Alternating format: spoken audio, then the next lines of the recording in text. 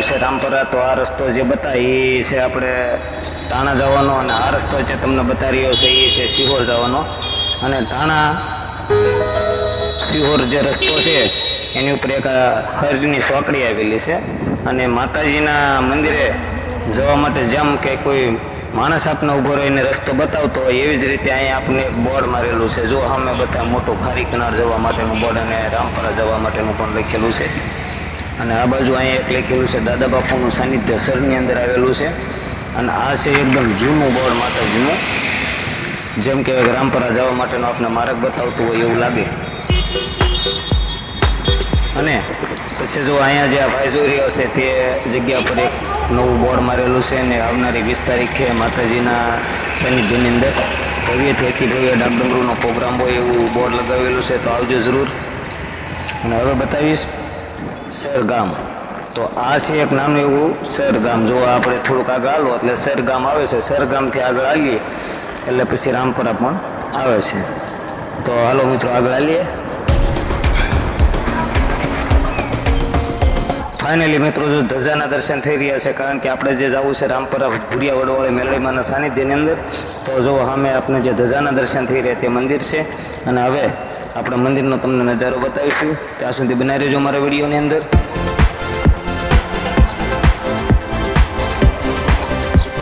Hello મિત્રો, અત્યારે આપણે ફાઇનલી પહોંચી ગયા છીએ રામપરા ધામ ભુરિયા વડવાળી મેલડીમાના સાનિધ્યમાં. આ છે માતાજીનો દ્વાર ગેટ. અને દ્વાર ગેટની અંદર ગળતા વખત જ આપણે તાત્કાલિક માતાજીના જેમ કહેવાય કે માનતા લીધેલી હોય તો શ્રીફળ, સુંદડી, અગરબત્તી જે કંઈ જોઈએ તે ફૂલહાર અહીંયા બધું મળે એવી પણ સુવિધા રામપરામાં રાખેલી છે. અને જો આ છે શ્રીફળ, સુંદડી. તો આપણે આગળ આવીશું ને આગળ જતા જો અત્યારે શું છે કે ચૈત્રા નોરતા જે ચાલી રહ્યા છે એની અંદર અહીંયા ભાવિક ભક્તો માતાજીની જે કાંઈ માનતા રાખેલી હોય એ ભવ્ય ડાકડમરૂના અહીંયા પ્રોગ્રામ કરી રહ્યા હોય છે.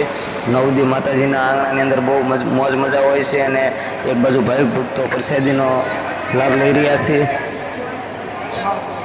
અને આગળ જતા જો કે મેલડીમાનું સાનિધ્ય છે બહુ જબરજસ્ત, એ તમને દર્શન કરાવીશ. તો આ છે આપણે મેલડીમાનું રાજરાજેશ્વરી મેલડી માતાજીનું મંદિર. અને એની માથે એક આ બોર્ડ લગાવેલું છે. અને બાકી તો ફૂલોથી માતાજીનું મંદિર પૂરું ભવ્યથી અતિ ભવ્ય મઢેલું છે. અને તમને પણ જોવાની મજા આવશે. અને જેમ કહેવાય કે બે દ્વારપાળો જેમ શોકી કરતા હોય એવી જ રીતે માતાજીના મંદિરની આગળ બે બોકડાની સવારી માતાજીની ઊભી કરેલી છે. અને જેમ કહેવાય કે ભુરિયા વડવાળી એટલે કે વર્ષો જૂનો આ વડ છે. અને માતાજીનું હકીકત સાનિધ્ય અને હકીકત માતાજીની જગ્યા જેમ કહેવાય કે વડલાના થડની અંદર રાખેલી છે. તો એ પણ હું તમને બતાવીશ.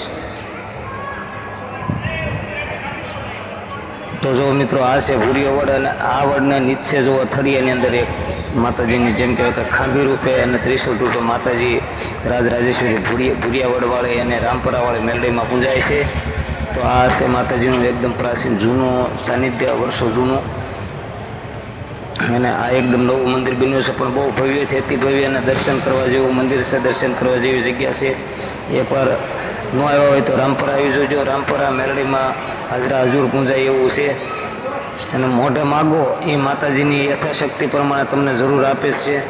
પણ તે પહેલાં હું તમને જો કે અંદર જવાની મનાઈ છે, વિડીયો ઉતારવા દેતા નથી, તો હું તમને આગેથી દર્શન કરાવીશ. અને આપણે જેમ કહેવાય કે ગેટની સામે ઊભા છીએ ઠેઠ, અને ફોનથી ઝૂમ કરી અને તમને માતાજીના દર્શન જરૂર કરાવીશ.